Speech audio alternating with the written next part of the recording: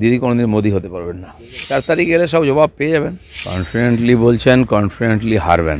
তো অভিষেক বন্দ্যোপাধ্যায় এত কনফিডেন্সের কি করে হচ্ছে যে বলছেন যে 6ষ্ঠ দফার মধ্যে 23টা আসন তারা পেয়ে গেছেন, আর বাকি ডায়মন্ড হারবারে তো দফা রফা করে ছেড়ে দেবেন? কনফিডেন্টলি বলছেন, কনফিডেন্টলি হারবেন। গত বছরও, গত 19 সালেও তারা বলেছিলেন 42টা পাবেন, মুখ্যমন্ত্রী হবেন মমতা ব্যানার্জি, হয়ে গেছেন। একই কনফিডেন্টে বলছেন, একই রেজাল্ট হবে, 12টা সিট কমবে আরও। কিন্তু যাদের ঘর ক্ষতিগ্রস্ত হয়েছে তাদের সরকার সার্ভে করবে এবং 15 দিনের মধ্যে টাকা পৌঁছে দেবে। এত টাকা আমফানের মতো 20,000 করোড় টাকা। গতবারও তো সার্ভে হয়েছিল, তারপরে দেখা গেল টাকাগুলো সব টিএমসির কর্মীদের বাড়িতেই চলে গেল। সেই একটা রাস্তা খুঁজছেন পার্টির লোকেদেরকে সুবিধা পাই দেওয়ার জন্য। বাতিল প্রায় 5 লক্ষ ওবিসি সার্টিফিকেট, ফের মমতার নিশানায় বিচার ব্যবস্থা। মমতা ব্যানার্জি হচ্ছেন সেই নেত্রী যিনি কোর্টে যখন তার পক্ষে রায় যায় তখন হাইকোর্টকে ধন্যবাদ দেন, কোর্ট ঠিক আছে। যেই বিপক্ষে যাবে তখন কোর্টকে মানেন না, কোর্টকে তিনি সমালোচনা করেন। ভারতবর্ষে গণতান্ত্রিক ব্যবস্থায় রাজনীতি করে এইভাবে কোনো নেত্রী বলতে পারেন না, সংবিধান সে অনুমতি দেয়নি। কিন্তু বাঁচার রাস্তা নেই। যাদেরকে সুবিধা পাই দেবেন বলে সার্টিফিকেট দিয়েছিলেন তাদেরকে সান্ত্বনা দেবেন কি? আর কথায় কথায় বলেন সুপ্রিম কোর্ট যাব।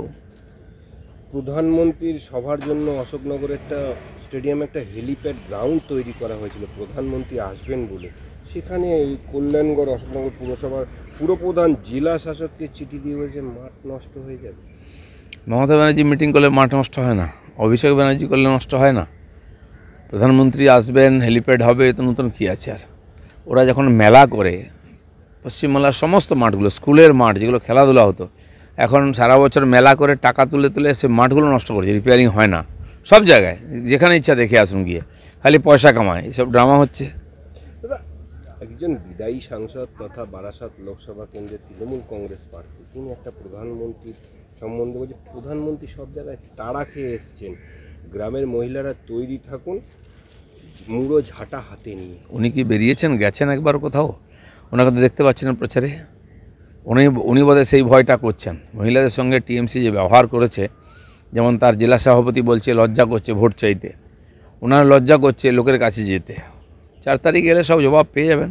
যে যা বলেছেন মানুষ সব কিছু জবাব দেবে।